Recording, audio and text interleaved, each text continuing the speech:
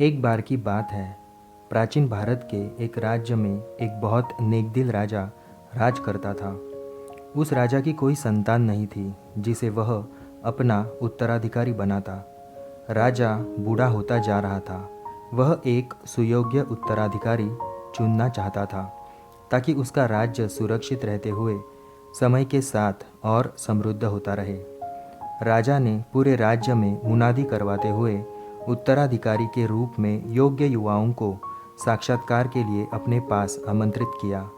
साक्षात्कार के आधार पर ही नए उत्तराधिकारी का चयन किया जाना था।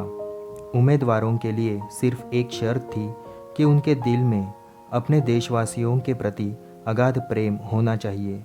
पूरे राज्य के युवाओं में नया राजा बनने की संभावनाओं को लेकर बेहद उत्साह था। एक सीमांत इलाके के पिछड़े गांव में रहने वाले एक गरीब युवक तक भी यह सूचना पहुंची। वह भी बहुत उत्साहित था। उसने राजा से अपने साक्षात्कार की तैयारियां शुरू कर दी। युवक बहुत दयालु और मेहनती था, पर कई वजहों के चलते वह बहुत गरीब था। उसके पास राजा के यहाँ जाने के लिए ठीक ठाक कपड़े तक नहीं थे। युवक ने बहुत मेहनत से काम करते हुए थोड़े ज़्यादा पैसे कमाए ताकि वह कुछ कपड़े खरीद सके।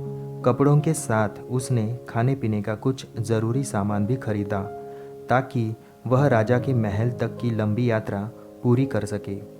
नए कपड़े पहनकर और खाने पीने का सामान एक पोटली में बांधकर युवक ईश्वर का नाम लेकर लंबी यात्रा पर निकल पड़ा।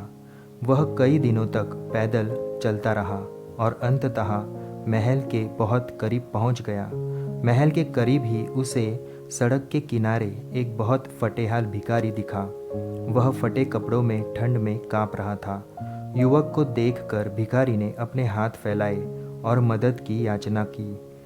वह कपकपाती आवाज़ में बोला, मुझे बहुत ठंड लग रही है और मैं बहुत भूखा भी हूँ। साहब, मेरी कुछ मदद करो। युवक उसकी इतनी खराब हालत देख पिघल गया। उसने तुरंत अपने नए कपड़े निकालकर भिखारी को दे दिए। उसने अपने पास बची खाने पीने की चीज़ें भी उसे दे दी। भिखारी उसके सम्मुख नतमस्तक हो गया। उसने युवक को सुखी जीवन की 1000 दुआएं दी। युवक ने क्योंकि अपने कपड़े भिखारी को दे दिए थे, इसलिए उसे राजा के सम्मुख साक्षात्कार के लिए जाने में थोड़ी हिचकिचाहट हो रही थी, लेकिन उसने बहुत हिम्मत करके अपने पुराने कपड़ों में ही राजमहल के भीतर जाने का मन बनाया। राजमहल के भीतर प्रवेश करने के बाद राजा के सिपाहियों ने उसे उस सभागृह का रास्ता दिखाया जहां सभी युवक राजा से साक्षात्कार के लिए प्रतीक्षा कर रहे थे। यात्रा की थकान मिटाने के लिए दिए गए थोड़े से वक्त में आराम कर लेने के बाद उसे उस कक्ष में ले जाया गया जहां राजा एक एक कर सभी युवा उम्मीदवारों से साक्षात्कार कर रहा था। कक्ष में प्रवेश करने के बाद वह राजा का अभिवादन करने के लिए बहुत नीचे तक झुका, लेकिन जब उसने नज़र उठाकर राजा के चेहरे की ओर देखा तो वह सोच में आ गया। उसे राजा का चेहरा पहचाना सा लगा और तब उसे याद आया कि यह चेहरा हूबहू उस भिखारी के चेहरे से मिलता है जिसे उसने अपने नए कपड़े और खाने पीने की चीज़ें दी थी। राजा उसके चेहरे पर हैरानी के भाव देखकर मुस्कुराते हुए बोला, हाँ हाँ, तुमने ठीक पहचाना। मैं वही भिखारी हूँ जिसे तुमने रास्ते में देखा था। लेकिन आपने खुद को भिखारी के रूप में क्यों बदला? आप तो राजा है ना? युवक ने हैरत भरे भाव से पूछा। क्योंकि मुझे यह सुनिश्चित करना था कि तुम सचमुच अपने राज्य के लोगों को सच्चा प्रेम करते हो या नहीं, राजा ने कहा।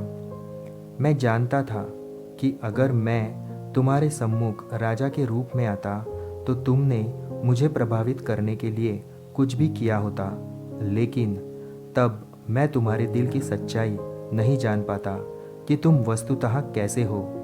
बदले में किसी भी चीज़ की अपेक्षा किए बिना ज़रूरतमंद लोगों के प्रति दिखाई गई उदारता एक महान हृदय की पहचान है।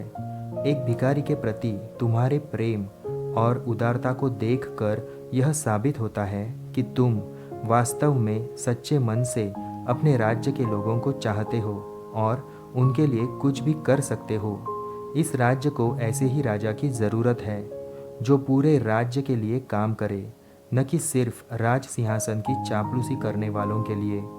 तुमने साबित किया है कि मेरा उत्तराधिकारी बनने के लिए तुम ही सबसे उपयुक्त उम्मीदवार हो। राजा ने मुस्कुराकर युवक की पीठ पर हाथ रखते हुए कहा, जीवन में दया और करुणा बुद्धिमत्ता से कई बेहतर और ज़रूरी है।